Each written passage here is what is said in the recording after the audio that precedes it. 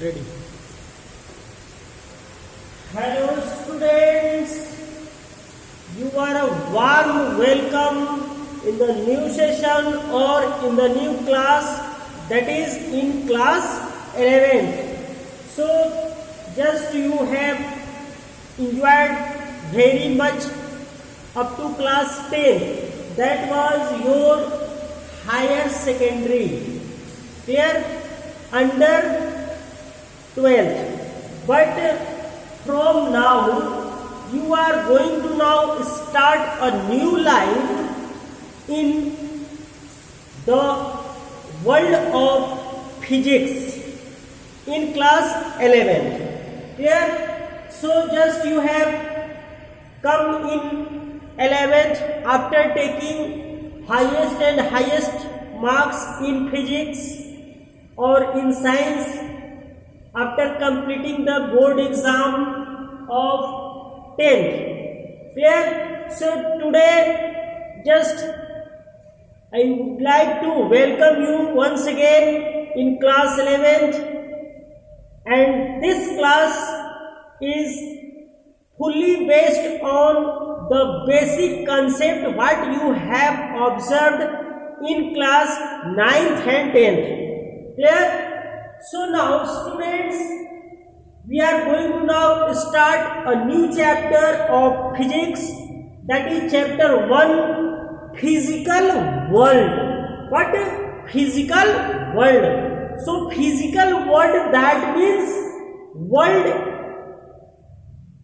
which we are looking, what is its physical nature, what is happening in the world, that is known as physical world. What we are looking. Clear? So this all event, what is going on, that is known as physical world. So physical world is directly linked up or connected with a word that is called nature.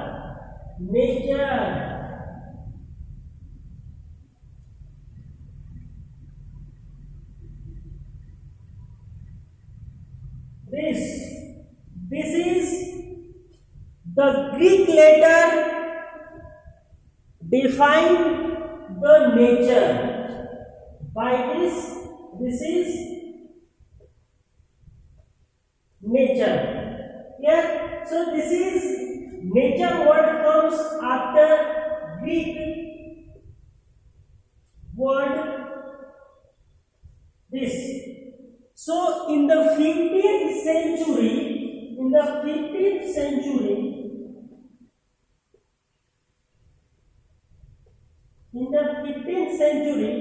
the word nature or physical world defined by the Greek scientists in the language, this is given, what is nature. Clear? So now just I would like to connect with branch of science that is known as physics. So before starting that, just I would like to explain what we have to study in this. So first of all, we will discuss about what is physics. What is physics? What is physics? And after that, scope and excitement of physics. After that, scope and excitement of physics. And after that we will discuss physics, technology and society. Physics, technology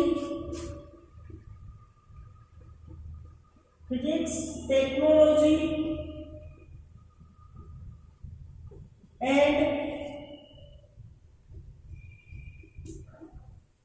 society. And in the last we will discuss, so these all terms that we have to discuss here. One by one we'll discuss fundamental forces in nature. Fundamental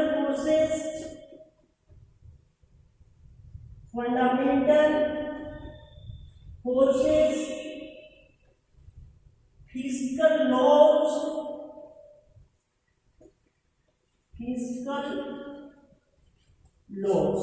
So these all terms we have to discuss in this chapter. So our topic is what is physics? What is physics? What do you mean by physics? So dear students, physics is nothing but it is the branch of science in which we deal each and everything connected with nature. Each and everything connected with nature. So just we will discuss each and everything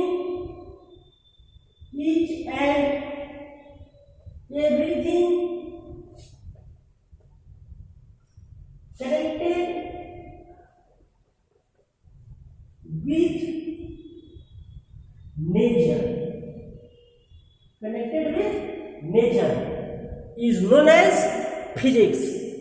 So just I would like to explain it. What does it mean? तो बच्चों, आपको सबसे पहले ये चीज मैं बता दूं कि इस वर्ल्ड में जो भी घटना घट रही है, जो भी हम लोग चीजें देख रहे हैं, that is all about physical world और ऑल अबाउट फिजिक्स. और ये नेचर जो है, नेचर में ईच एंड एवरी इवेंट, जितने भी घटनाएं घट रही हैं, सारे वो रिलेटेड है, इंटर रिलेटेड है फिजिक्स से. क्लियर? तुम्हारा सीधा बैठना, खड़ा होना, बल्ब का जलना, हाँ, दिन और रात का होना, हाँ, सोलर इक्लिप्स, ल्यूनर इक्लिप्स, सूर्य ग्रहण, चंद्र ग्रहण, एक पेंडुलम का घूमना, एक कार का मूविंग करना,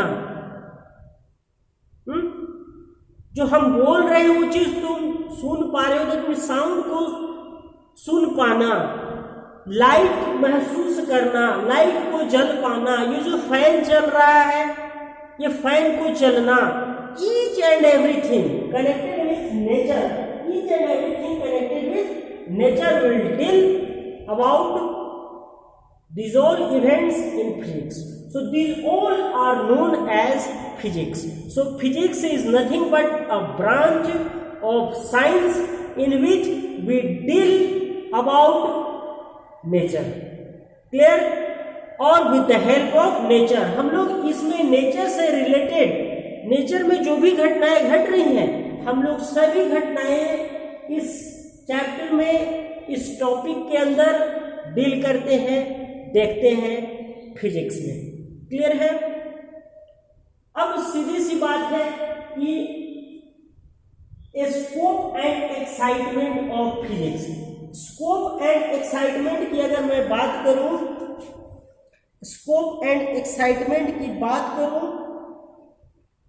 तो ये फिजिक्स लार्ज स्कोप है. फिजिक्स क्या है? इसका लार्ज स्कोप है. अब मैं एक करके इसको ट्रेस करूंगा. नोट करना चाहे तो नोट कर सकते हैं. नोट कर लिए नोट.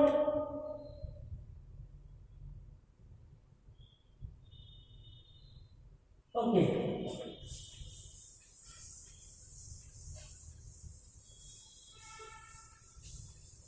अब कहता है the laws of everything that explains the laws of everything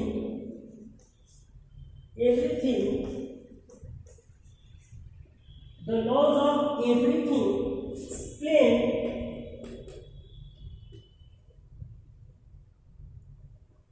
by physics. जितने भी लॉज का लॉज, हाँ जितना भी मैंने घटना बताया सारी चीज जितने भी लॉज पे बेस्ड है और उसको एक्सप्लेन करता है फिजिक्स। क्लियर है? अब हम लोग देखेंगे कि इस फिजिक्स में हम दो पार्ट में स्कोप को डिवाइड किए हैं, टू बेसिक प्रिंसिपल के तहत। So there are two basic principle just we have to discuss here, two basic principles. So two basic principal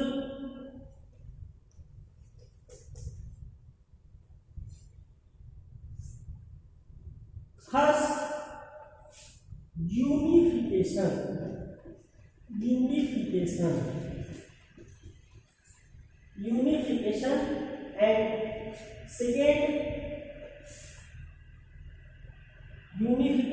and second unification is basically depend on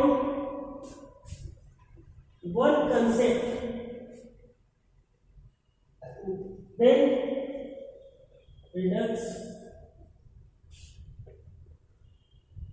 reductionism। अब ये question है what do you mean by unification. So unification that means it explains each and every event or related event on the basis of single law। जितने भी events हैं वो सारे events को, सारी घटनाओं को अगर किसी सिंगल लॉ से डिनोट किया जाता है तो उसका मतलब होता है unification. Clear? So it explains, it combines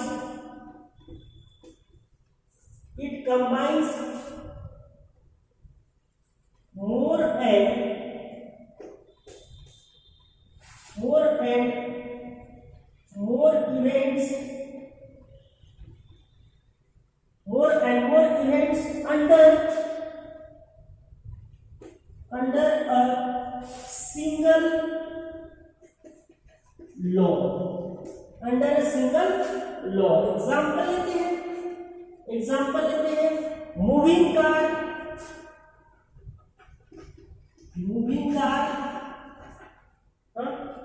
motion of planets, motion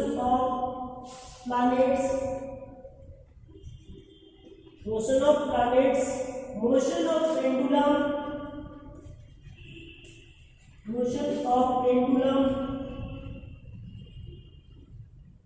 etc। अब हम लोग यहाँ पे देख रहे हैं कि मूविंग कार स्ट्रेट पाथ में जो चल रहा है, ठीक है, motion of planets, motion of pendulum, और इसको लिख सकते हैं फॉलिंग ऑफ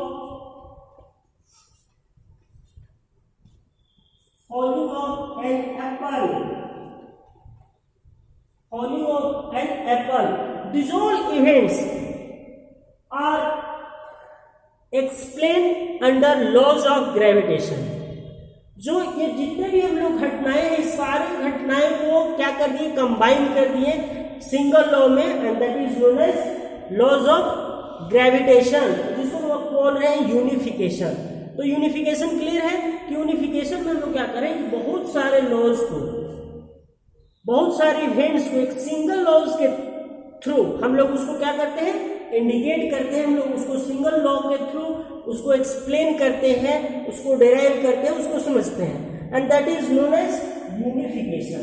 क्लियर है? And next reductionism. Reduction that means होता है break, part by part. So it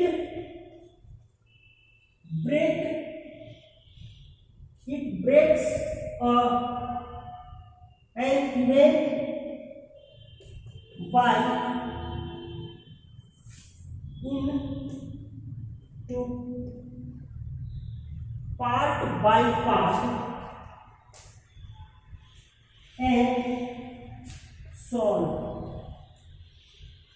अब क्या करते हैं, इसमें हम लोग देखेंगे conservation of momentum, motion of bullet by rifle, conservation of momentum,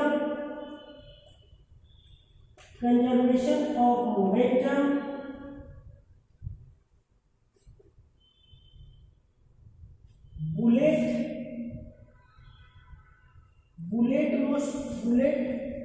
motion after firing,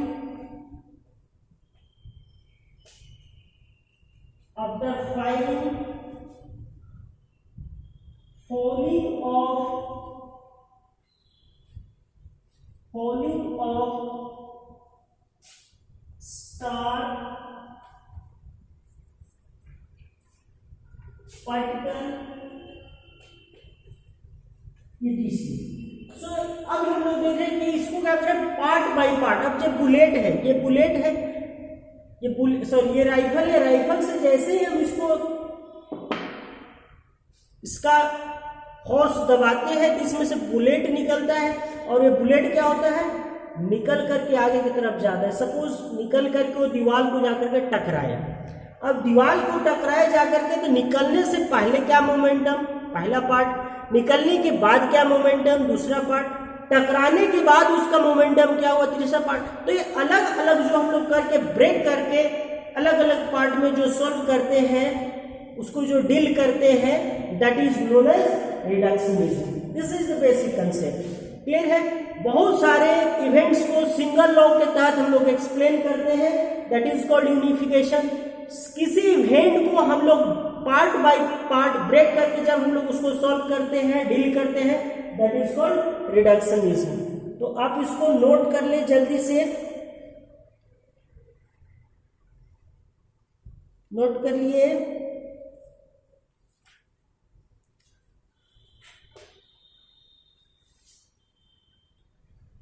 okay, so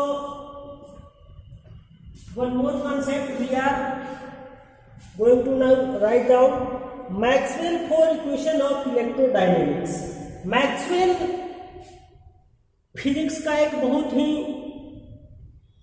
important और फेमस इक्वेशन है, Maxwell equations.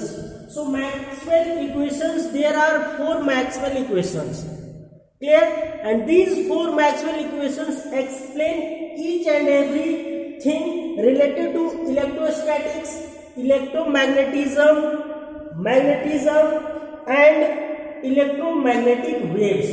So Maxwell four equations of electrodynamics, Maxwell's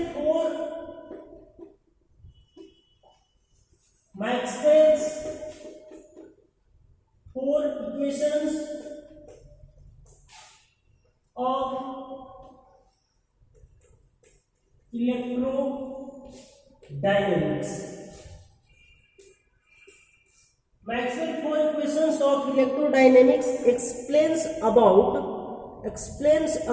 electrostatics,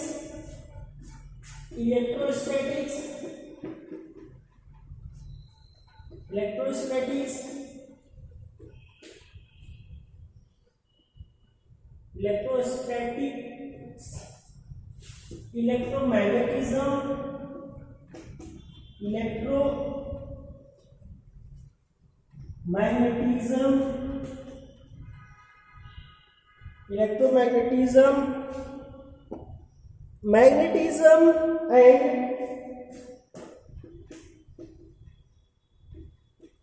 magnetism and EMW, electromagnetic waves. ठीक है, EMW। तो ये क्या Maxwell कहते हैं, four equations में ये सारी चीजों को, इलेक्ट्रोस्टैटिक्स एक बहुत बड़ा ही टॉपिक है, इलेक्ट्रोस्टैटिक्स जो हम लोग क्लास 12 का पार्ट है, 12th में पढ़े। इलेक्ट्रोमैग्नेटिज्म दोनों में पढ़ना है, इलेक्ट्रोमैग्नेटिज्म, मैग्नेटिज्म, इलेक्ट्रोमैग्नेटिक वेव्स। ये जो एग्जांपल मैं दे रहा हूँ कि जो मैक्सवेल है, मैक्सवेल फोर इक्वेशंस की सारी थ्योरी को उन्होंने एक्सप्लेन कर दिया। सो this is the part of unification, because unification consist many events, many concepts under the single law.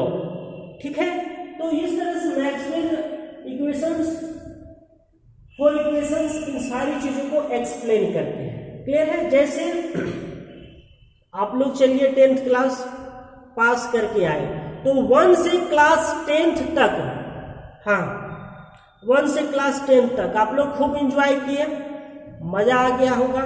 लेकिन 1 से क्लास 10th तक वो एक ही बात उसके लिए जाना जाएगा, that is board exam. 1 class का रिजल्ट, 2 क्लास का रिजल्ट, 3 क्लास का रिजल्ट कुछ नहीं, कोई मायने नहीं। अब एक ही चीज जाना जाएगा, बोर्ड एग्जाम। इन सारी चीज को अब एक ही चीज में समेट दिया गया है, बोर्ड एग्जाम, क्लास 10th का रिजल्ट। क्लियर है ना? तो उसी तरह से और सब चीजों को मिला करके जब किसी सिंगल बात में, किसी सिंगल टर्म्स में एक्सप्लेन किया जाता है, दैट इज कॉल्ड यूनिफिकेशन। तो इस चीज को आप नोट करेंगे। नेक्स्ट हम लोग देखेंगे scope of physics. Scope of physics,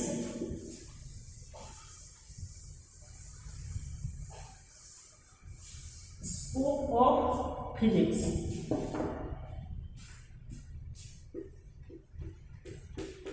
scope of physics. तो स्कोप ऑफ फिजिक्स को हमने 2 कैटेगरी में डिवाइड किया है, macroscopic and microscopic. Macroscopic and microscopic. Macroscopic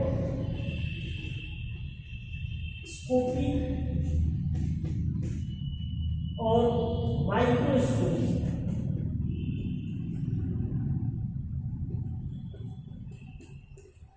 Macroscopic physics and microscopic physics.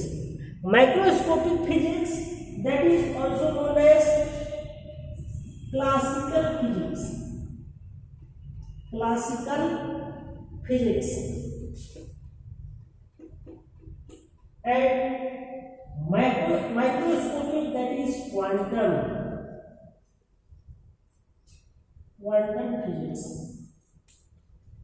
आप जैसे देखिए, माइक्रो और मैक्रो से बहुत ही ज्यादा कंफ्यूजन नहीं होना चाहिए।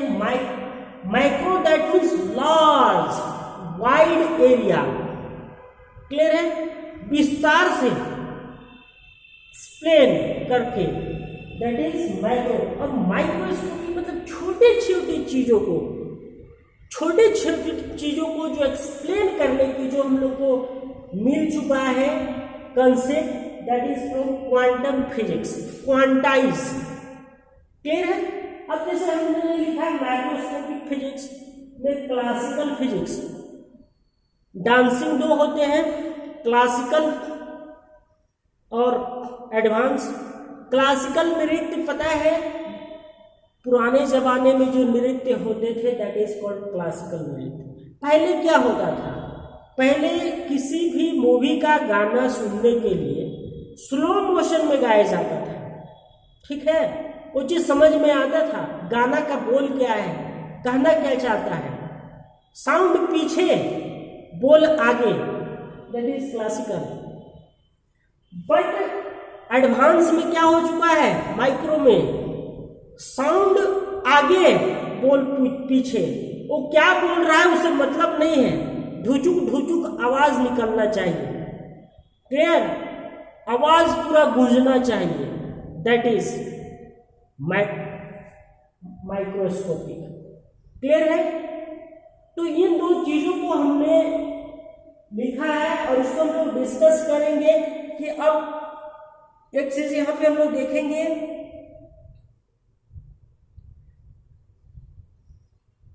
Microscopic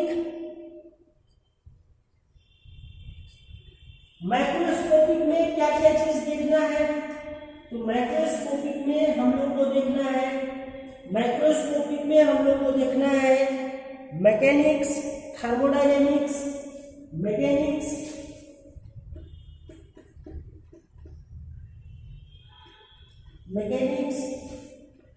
thermodynamics,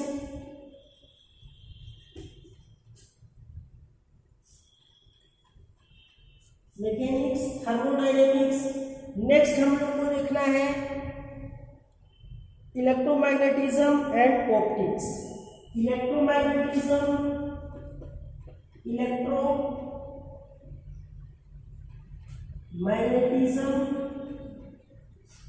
and optics. Clear. अब मैकेनिक्स एंड थर्मोडायनेमिक्स, ये जो पार्ट है ये हम लोग देखेंगे क्लास 11 में। क्लियर। और जो ये दोनों लास्ट का पार्ट है ये देखेंगे क्लास 12 में। इक्वल, बराबर हो गया? बराबर नहीं, ऐसा नहीं बोलना है, ऐसा नहीं सोचना है कि दोनों इक्वल है। मैकेनिक्स के अंदर में हम लोग को क्या क्या चीजें देखना है, तो इसमें हम लोग को मोशन के बारे में देखना है, फोर्स के बारे में देखना है, मोशन देखना है, फोर्स देखना है, साउंड देखना है, लॉज ऑफ मोशन देखना है, ग्रेविटेशन देखना है, क्लियर। तो इन सारी चीजों को हम लोग को देखना है। Kinetic energy, potential energy, system of a particle etcetera देखना है। थर्मोडायनेमिक्स में सिस्टम ऑफ अ पार्टिकल देखना है। हीट एंड टेम्परेचर देखना है, relation between heat and temperature देखना है, प्रेशर देखना है,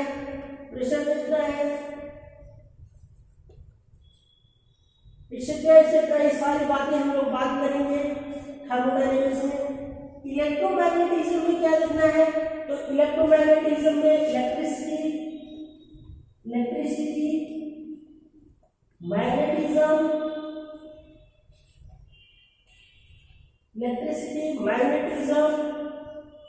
ऑप्टिक्स में क्या देखना है, तो ऑप्टिक्स में देखना है लाइट देखना है। लाइट में हमने बात किया था क्लास 10 में, रिफ्लेक्शन एंड रिफ्रैक्शन, और उसमें देखना है मिरर्स देखना है, टेलीस्कोप देखेंगे। ये सारी बातें हम लोग देखेंगे क्लास 12 में, और ये सारी बातें हम लोग देखेंगे क्लास 11 में। क्लियर है। अब बात है कि हम लोग माइक्रोस्कोपिक में क्या देखेंगे। हम लोग माइक्रोस्कोपिक में बात करेंगे, दिस इज पार्ट 12 पार्ट, ये भी 12 में देखना है। 11 में हम लोग को बस यहाँ कितना चीजें डील करना है।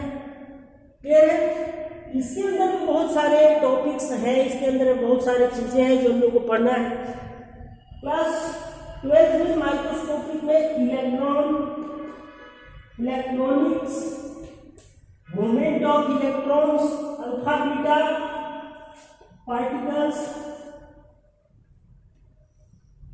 डुअल नेचर ऑफ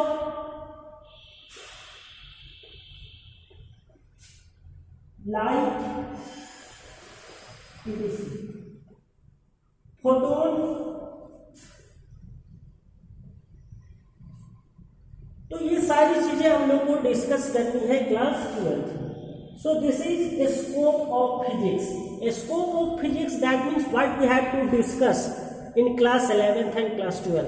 क्योंकि एक चीज पता होना चाहिए कि तुम क्लास 10th तक, क्लास 10th में 1 साल के लिए बंधे थे, नहीं, क्लास 10th तक तुम 10 साल के लिए बंधे थे।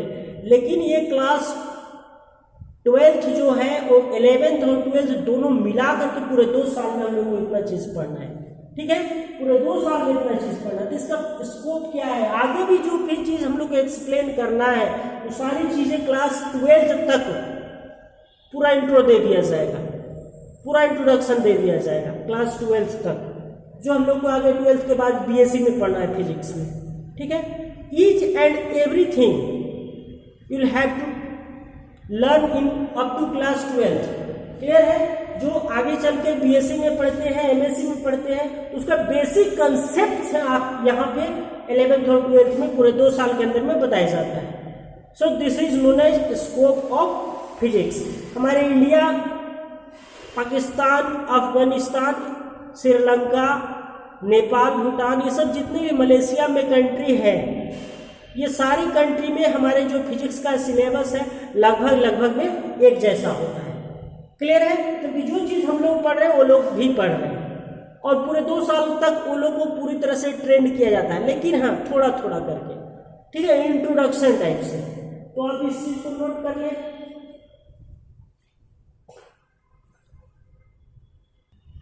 नोट करिए,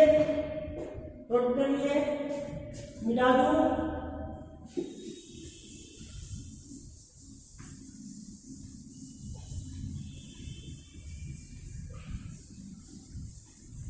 okay,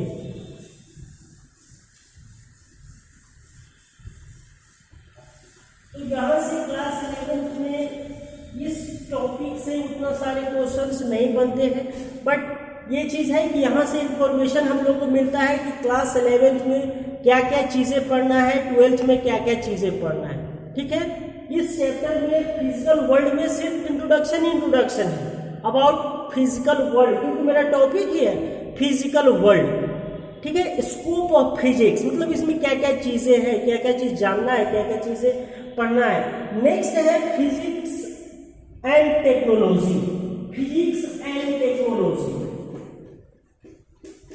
physics plus technology, physics plus technology, that is society.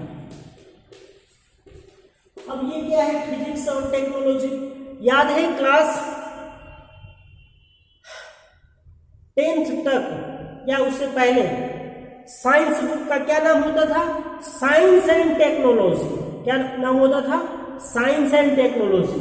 यहाँ पे फिजिक्स एंड टेक्नोलॉजी, मतलब जितने भी टेक्नोलॉजी है वो कहीं ना कहीं फिजिक्स से रिलेटेड है और फिजिक्स टेक्नोलॉजी से रिलेटेड है, और ये दोनों मिल करके एक सोसाइटी का निर्माण करता है। क्लियर है? और सोसाइटी का नीड के अनुसार ये वर्क करता है। क्लियर है? अब जैसे हम बात करें, एक एग्जांपल हम लेना चाहेंगे स्टीम इंजन। ये है physics, steam engine. Steam engine का एफिशिएंसी, स्टीम इंजन का एफिशिएंसी। तो ये स्टीम इंजन का एफिशिएंसी क्यों? क्योंकि हमको जरूरत है। स्टीम इंजन का एफिशिएंसी मतलब उसमें प्रसार विस्तार और अच्छा डेवलप। क्यों? क्योंकि वो चीज हमको जरूरत है। तो जब स्टीम इंजन का एफिशिएंसी की जरूरत आएगा तो उसके लिए क्या चीज जरूरत पड़ेगा? तो उसके लिए हम लोग को क्या चीज जरूरत पड़ेगा? टेक्नोलॉजी की। उसके लिए हम लोग क्या जरूरत पड़ेगा? टेक्नोलॉजी के। मतलब हम लोग कह सकते हैं कि फिजिक्स टेक्नोलॉजी पे डिपेंड होता है और टेक्नोलॉजी फिजिक्स पे डिपेंड होता है। क्लियर है? अब जा करके हमारे पास एक स्टीम इंजन बन करके तैयार हो जाता है, तो उस समय कहा जाता है new branch of physics, new branch of physics, and that is known as thermodynamics.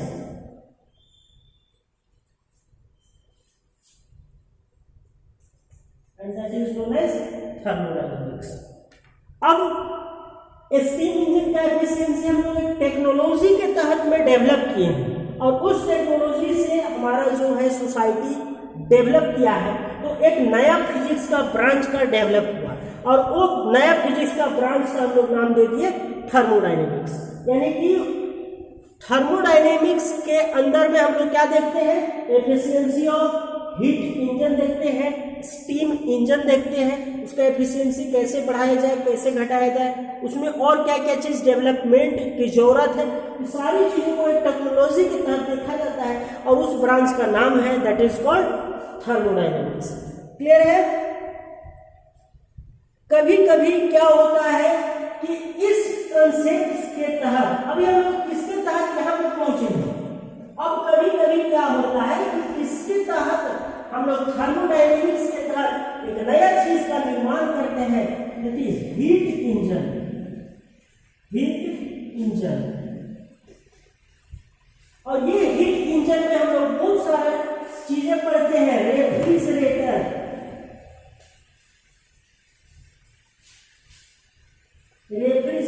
Freeze, जिसको आप लोग फ्रीज बोलते हैं, generator, cooler, AC, air conditioner. तो ये जितने भी चीजें हैं that is known as thermodynamics, और these are the parts of thermodynamics. अब थर्मोडायनेमिक्स का कंसेप्ट से यहाँ पे सारी चीजें बनाई गई, ठीक है। तो कभी क्या होता है कि कभी जो है फिजिक्स टेक्नोलॉजी पे डिपेंड होता है, तो कभी कभी टेक्नोलॉजी के हेल्प से फिजिक्स का निर्माण होता है और एक नया फिजिक्स का ब्रांच बनता है। अब इन सारी चीजों को आप चाहे तो लिखें। एक नया चीज मैं यहाँ पे बताऊंगा, अब जल्दी से इसको नोट करें, नोट कर लिए। अब जैसे देखिए एक चीज मिल गया, सेमीकंडक्टर।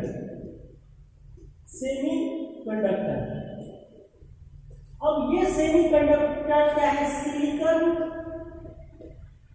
चिप है, अब ये सिलिकॉन चिप से ये सेमीकंडक्टर से क्या चीज बन रहा है, तो ये सेमीकंडक्टर से मोबाइल बन रहा है, लैपटॉप बन रहा है, कंप्यूटर बन रहा है, कितना सारी चीजें बन रहा है, सैटेलाइट्स, क्योंकि सारी चीजें बन रही है, ठीक है। अब देखें तो जब ये सब चीजें बनना शुरू हो गई इन चीजों से, तो यहां से एक चीज क्लियर हुआ कि अगर मोबाइल है तो उसका बातचीत, उसमें कहीं न कहीं बातचीत का भी कुछ होना चाहिए, सिग्निफिकेंस, जो एक दूसरे से लोग कनेक्ट करते हैं, मतलब कि इलेक्ट्रोमैग्नेटिक वेव्स,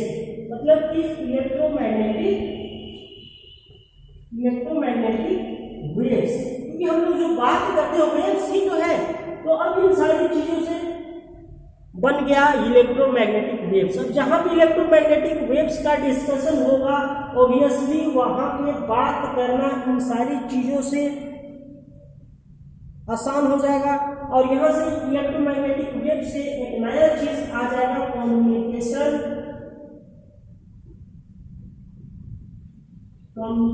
सिस्टम। तो देख रहे हैं ये जो हम लोग एक सर्कल बना रहे हैं, फिजिक्स से डेवलप हो रहा है, बर्थ ऑफ फिजिक्स, इसको बोल रहे बर्थ ऑफ फिजिक्स और टेक्नोलॉजी,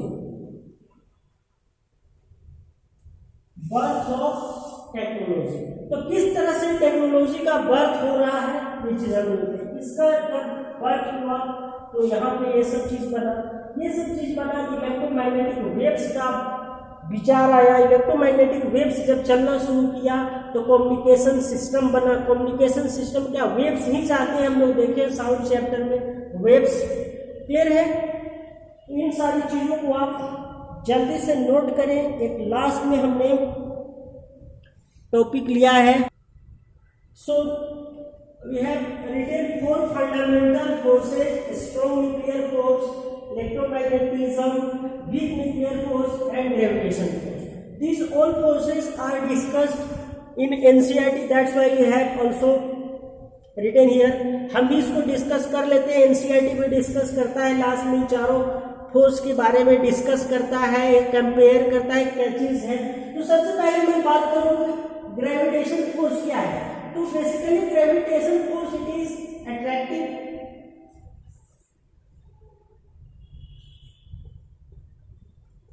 अट्रैक्टिव फोर्स है, and it is very weak है। तो इसमें क्या होता है, हमेशा बॉडी को क्या किया जाता है, अट्रैक्ट करता है। कोई भी बॉडी को क्या करता है, अट्रैक्ट करता है। क्यों करता है, क्योंकि एक्सेलरेशन ड्यू टू ग्रेविटी इसके कारण ये अट्रैक्ट करता है, क्लियर है। नेक्स्ट अगर हम बात करना चाहें तो इलेक्ट्रोमैग्नेटिज्म। तो इलेक्ट्रोमैग्नेटिज्म में हम लोग क्या देखते हैं, चार्जेस इसमें देखते हैं। क्या देखते हैं, चार्जेस देखते हैं। तो चार्जेस में हम लोग देखते हैं कि लाइक चार्ज क्या करता है, लाइक चार्ज एक दूसरे को रिपेल करता है,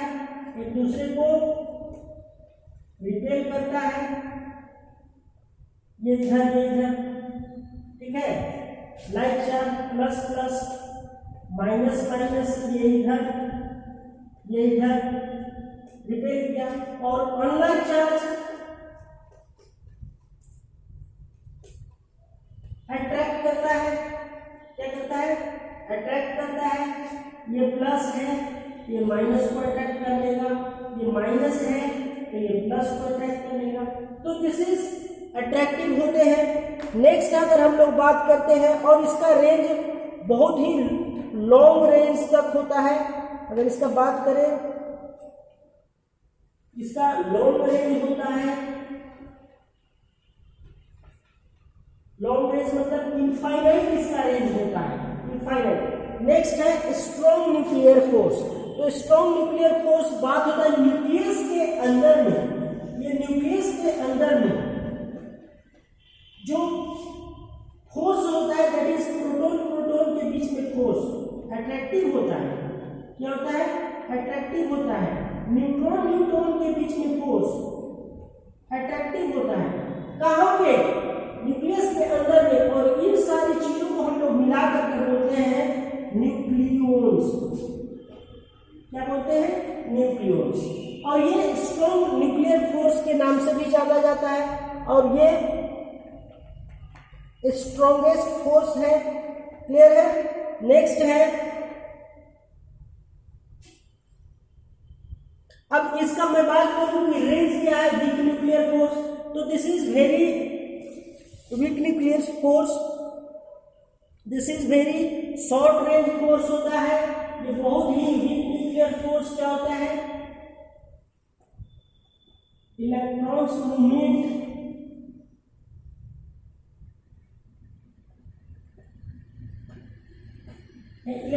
मूवमेंट को शो करता है। शॉर्ट रेंज होता